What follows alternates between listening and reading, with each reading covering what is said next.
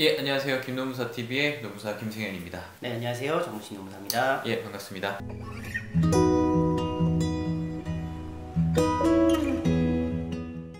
오늘은 좀 세간에 이슈되는 문제 하나 좀 다뤄볼까 합니다. 택배 노동자의 사망, 죽음에 대한 소식 여러분도 접해보셨을 거예요. 근데 뭐 기사를 좀 찾아보시면은 새벽까지 물량을 다 채우기 위해서 너무 힘들다, 호소하는 문자를 남기고 결국 이제 돌아가시게 되는 그런 비극적인 일이 있었는데요. 뭐 여러분들도 보시면 알겠지만 요즘 택배 상하차 뭐 이 업무도 문제되고 있고, 그다음 분류하는 뭐 이른바 까대기 이것도 문제가 되고 있고, 배송하시는 분들도 문제가 되고 있는데, 뭐 새벽까지 요즘에 막 돌아다니는 게 많이 볼 수 있어요. 저 어제도 막 새벽 몇 시에 그 쿠팡 배송차가 돌아다니던데 우려스러운 일이죠. 뭐 과로사회라는 말이 뭐 괜히 나온 말이 아닐 거예요. 일단 오늘 이 사례를 좀 가지고 어떤 쟁점을 좀 가지고 있는지, 우리가 무엇을 좀 할 수 있는지, 과로성 질환에서 또 이제 뭐 산업재해 뭐 기준은 어떻게 되는지 또 같이 한번 또 살펴보도록 할게요. 일단 사례를 자세히 소개시켜 주시죠. 우선 뭐 동일한 문제들이 더 이상 발생을 하지 않았으면 마음에서 좀 영상을 준비를 하게 되었는데요. 기사에서 보셨겠지만은 산업재해를 난 적용을 받지 않겠다라는 이제 적용 제외 신청서를 제출한 거다라는 얘기가 좀 나왔었고요.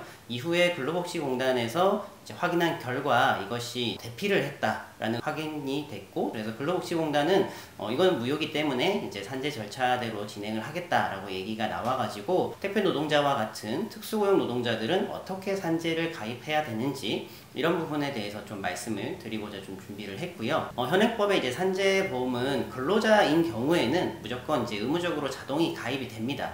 그리고 그 보험료는 사업주가 다 내고 있고요. 하지만 이제 근로자는 아닌데 근로자와 굉장히 유사하게 일을 하고 있는 분들에 대해서는 예외적으로 근로자는 아니지만 산재보험까지는 들어줘야 된다라는 의미에서 이 특수고용 노동자들의 몇몇 직종을 통용령으로 결정을 해서 이제 가입을 할 수 있도록 지금 범위를 열어놓고 있습니다. 그런 방식으로 가입을 하고 있다라는 점과 주요 내용들을 구체적으로 얘기를 드리려고 합니다. 특수고용이라고 이제 말은 하는데, 이제 엄밀히 말하면 이게 좀 사회적 합의 비슷한 거예요. 굉장히 노동자와 유사하게 일을 하지만은 고용관계가 약간 형식적인 용역들이 많이 좀 섞여 있다 보니까 어떤 뭐 교과서에서도 이런 표현을 해요. 결국은 근로자가 아니냐 우리는 강하게 생각을 하지만 문제가 해결되지 않아서 결국 사회적 합의로 산재보험 정도는 열어준다, 뭐 이런 의미로 이제 해석은 되는데요. 이름도 그래서 이상하잖아요. 특수고용 노동자. 노동자면 노동자지 특수하게 고용된 노동자도 있나 싶은 그런 이상한 좀 이름인데, 일단 의무 가입이 아닌 형태로 좀 들어가요. 당연 가입이 아닌. 어떻게 좀 가입을 하고 또 왜 가입을 해야 되는지 이걸 좀 설명을 같이 해주면서 들어가시죠. 지금 택배 하시는 분들뿐만 아니라 뭐 퀵서비스나 아니면 보험 설계사, 대리운전 기사님들, 골프장 캐디 이런 분들을 이제 같이 묶어가지고 산재보험에서는 이제 특수고용 노동자들은 특별한 이제 산재 가입 방식을 규정을 하고 있는데요. 말씀드린 것처럼 그냥 근로자는 회사에 그냥 다니시고 계시면은 사용자가 신고를 했든 안 했든 사후적으로 언제나 산재보험을 적용을 할 수 있는데요. 특수고용 노동자 같은 경우는 조금 다르게 이 보험료를 50대 50으로 이렇게 근로자와 사용자가 나눠서 내게끔 되어 있고요. 그리고 업무를 시작을 했을 때 입직 신고라고 하는데요. 업무를 시작한 이후에 다음 달 15일까지는 신고를 해야 됩니다. 우리가 특수고용 노동자를 고용을 했습니다. 함께 일을 하게 됐습니다. 라고 얘기를 하면서 이때부터 이제 산재를 적용을 할 수가 있는데, 당사자가 만약에 나는 산재를 보험을 내지 않고 혜택도 받지 않겠다 라는 의사가 있으면은 그 근로자의 동의를 받아서 산재 적용 제외 신청서를 이제 제출을 할 수 있게 되어 있는데, 간혹 이런 것들이 이제 사회적으로 문제가 된 것처럼 대필이나 강요에 의해서 작성하는 경우들이 많아서, 최근에 제가 언론 통계를 봤을 때 입직 신고된 택배 노동자분들이 한 2만 명쯤 되는데요. 그 중에 절반도 안 되는 분들이 현재 산재 적용을 받고 있고, 입직 신고마저도 안 된 분들이 절반 이상이라고 하더라고요. 전체 5만 명이 넘는 분들이 아무래도 한 20% 미만으로 산재 적용을 받고 있는 게 현재 상황입니다. 이게 아무래도 이제 노동자가 아닌 걸로 취급하다 보니까 이제 발생한 일인데, 노동자라 하면은 기본적으로 모든 그 재해에 대해서 일단 무관시 책임은 사용자가 지게 돼 있습니다. 제가 좀 설명을 좀 드린 적이 있는데, 어쨌든 사업의 이윤에 대한 추구를 사용자가 할 수 있듯이 사업으로 발생한 리스크는 모두 사용자가 지라, 이런 뭐 균형의 원칙에서 이제 나오는 원칙인데요. 다만 이게 노동자가 아닌 것으로 이제 취급한다는 전제를 깔고 들어간 제도를 해서 보험료 부과 방식도 다소 좀 남다르다고 알고 있어요. 설명 좀 해주시죠. 예. 고용노동부 장관이 이제 고시한 금액이 있습니다. 그래서 보통 근로자분들은 이제 자기가 벌고 있는 임금에 대해서 일정한 비율로 산재보험료를 내고 있는데요. 이 업종마다 나눠져 있습니다. 택배 노동자 같은 경우는 제가 올해 기준을 보니까는 월 220만 원으로 간주한다. 이렇게 평균 임금을 이렇게 명시를 하고 있어요. 그래서 220만 원에 대해서 보험료율이 현재 적용되는 것은 1.8%입니다. 그래서 1.8% 하면은 한 4만 원이 좀 안 되는 금액이 나오고요. 그 금액을 택배 노동자가 절반 그리고 사업주가 절반을 내게끔 되어 있는데 이 절반 비용을 이제 납부하는 것이 부담스럽거나 아니면 적용하기 싫다고 하는 이유로 인해서 이런 적용 제외 신청서들을 좀 강요해서 이렇게 제출하는 경우들이 있었고, 최근에 이제 그 대필 의혹 같은 경우에도 사후적으로 어쨌든 산재를 적용받을 수 있게 됐으니까는 그동안 3년 동안 내지 않았던 보험료를 내야 된다라는 게 현재 근로복지공단 입장인데요. 이런 식으로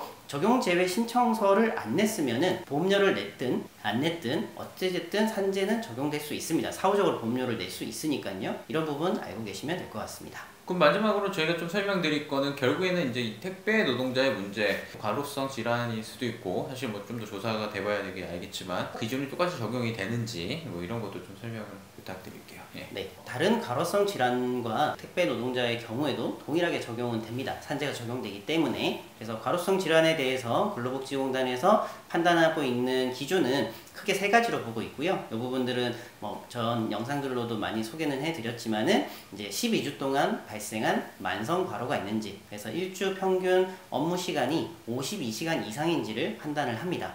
최근 이슈가 됐던 기사들 내용들을 보면은 최대 일주 71시간까지 근무를 했다 이런 기록들이 있는데 명백한 과로에 해당이 될 수가 있고요. 재해가 발생하기 일주일 전에 가령 명절이 껴 있어가지고 이전에 비해서 업무가 30% 이상 갑자기 늘어났다 이런 경우도 과로로 보고 있습니다. 끝으로는 24시간 전에 가령 같이 근무하는 분이 오늘 일을 못 해가지고 내가 이 타임도 하고 그 다음 타임까지 해가지고 너무 한꺼번에 일을 많이 해서 돌발적으로 발생할 수 있는 그런 심장이나 뇌 질환 같은 경우도 과로성 질환으로 보고 있어서 지금 한 10분 넘게 이제 사망한 걸로 기사로 저는 접했는데요. 아무래도 그런 사인이 뇌나 심장의 질환으로 밝혀진다고 한다면은 이런 기준에 의해서 산재 여부를 판단하게 될 것 같습니다.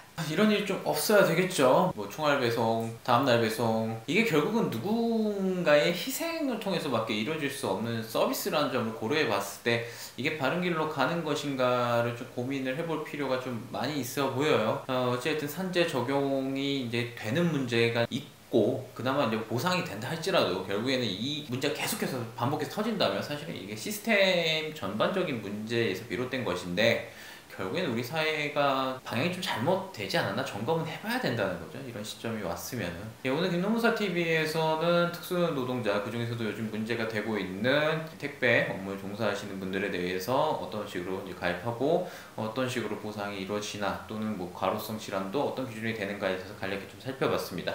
여기까지 좀 마치고요. 이번에 궁금한 점 있으시면 네이버 카페 주소 나가니까 궁금한 점 남겨주시고 좋아요, 구독은 저에게 힘이 됩니다. 여기까지 마치시죠. 예. 감사합니다.